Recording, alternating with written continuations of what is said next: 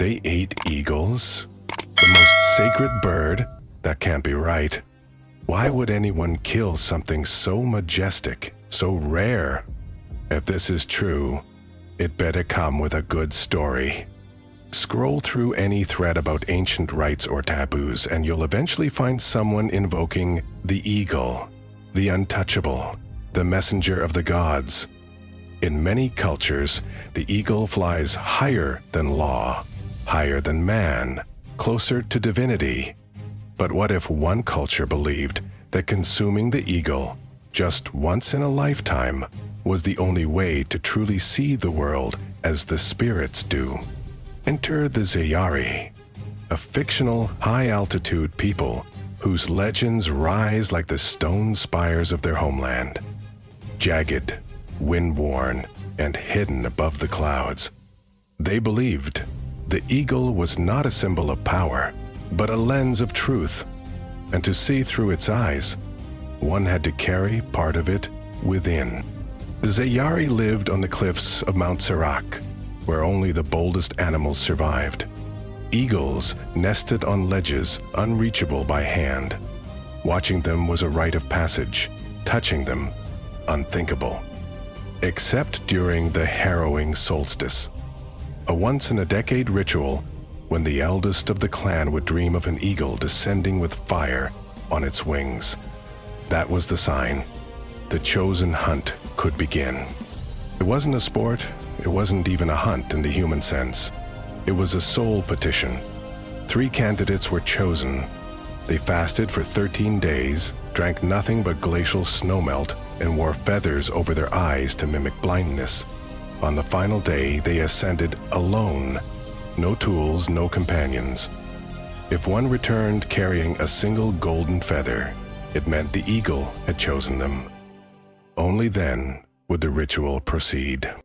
The killing was done with breath, a rare and delicate method.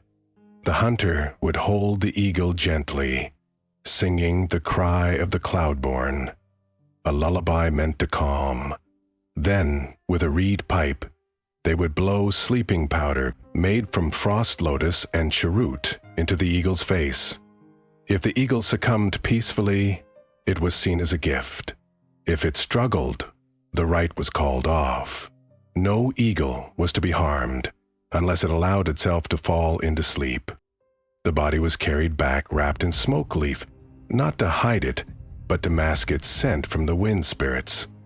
The eagle's talons were not touched. Its eyes were covered in polished quartz. Its wings were never plucked. Only the breast and heart were removed, and only by the oldest woman in the clan, known as the Flamebone Mother. The meat was not grilled nor boiled. It was stone-steamed, laid atop heated shale inside a sealed chamber carved into the mountain's edge. Wild herbs such as duskroot, piney seed, and bitter firegrass were placed beneath the stones. The steam was said to carry visions. No one outside the ritual chamber could breathe that air. When the meat was ready, it was served in silence. No one looked at the food directly. Each participant reached with eyes closed, consuming one piece no larger than a knuckle. The heart was sliced into 7 parts and passed between those who had dreamed of the eagle. This was not sustenance, this was revelation. Those who partook often claimed they saw their ancestors walking through lightning, that their dreams echoed with wind, that for days the sun pulsed like a living eye. To the Zayari, the eagle was not diminished by the act. It was exalted. It became many. It entered the people. It returned to the sky, scattered in breath. In the aftermath, villagers would place feathers on rooftops as offerings to the wind. These were not trophies, but invitations, a sign that what was received would be returned in spirit. Children reenacted the ritual in play, not knowing its full weight. They mimicked the cry of the cloudborn, pretending to float above the stones. shadows dancing in firelight. And so the myth lived, not just in ceremony, but in laughter. Every carving, every chant, every silence had layers. It wasn't just tradition, it was a language, one that had no alphabet, yet spoke through gesture, pause, and breath. Visitors who spent long enough among the Zayari began to feel it too, not in words, but in how their shoulders lowered, how their steps softened, how they woke with the sunrise without intending to. The first block ends, not with the act of consumption, but with the realization that the true ritual is not the eating, it's the remembering. In the days that followed the ritual, the Zayari did not celebrate. They listened. Silence was its own ceremony. It was said the eagle did not speak to those who chattered, only to those who breathed slowly and stared into stone. A second chamber, called the Echo Hollow, was used for meditation, lined with quartz veins that resonated faint tones. Flame-bearers slept there after the feast, wrapped in eagle down. They emerged days later with eyes dimmed by shadow, yet glowing beneath the surface. Villagers would lie beneath the cliffs at night, hand in hand, in the ritual known as the listening. If the wind turned and the stars blinked, it meant the eagle's memory was near. Ash was mixed with spring water and painted below the eyes the next morning. A fleeting mark, a silent vow. Some Zayari disappeared into the mountains.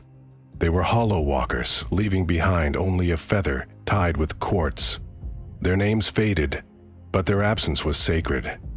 When they returned, their eyes held storms. No priest led the Zayari. No scripture directed them. Rituals evolved as needed. Even the cry of the Cloudborn changed, slowing, twisting, reversing, as the wind demanded. This was not blasphemy. This was breath in motion. Children, born during the solstice, sometimes bore marks. A white streak across one eye, a curl of hair like a feather, a tendency to wake before the stars faded. They were called feathered sight, watched, not pressured. Some became dreamers, others became stone keepers. At the crown stones, only dreamers ascended. They left a feather behind, whispered questions to the void, and waited for the wind to answer, not in words, but in changes. A delayed avalanche, a sudden thaw, a tree blooming out of season. As the cycle deepened, so did the meaning. In later years, the Flamebone Mother carved a ring of stones etched with feather lines facing the horizon. She passed without a sound. Her body laid beneath moss in the highest hollow. Still, the wind moved. Still, the mountain listened. Still, the ritual lived. It was said that when the stars fell just before dawn on the final night of winter, the eagle's spirit walked the cliffs once more. Villagers would leave slivers of shale arranged in 7-pointed stars outside their homes, a quiet invitation for the wind to pass through. If the stones were gone by morning, it was believed that the vision was shared. The Flamebone Mother, before her final sleep, would sing the Song of the Hollow Sky, her voice rising in tone, as if climbing. The last note was never heard by others. It was said to be swallowed by the peak. Children born on the solstice were marked with a white line across the eye. They were called feathered sight. They were not forced into the path, but watched closely. Some became the next dreamers. Others chose the silence of the mountain, becoming keepers of cairns. No two rituals were alike.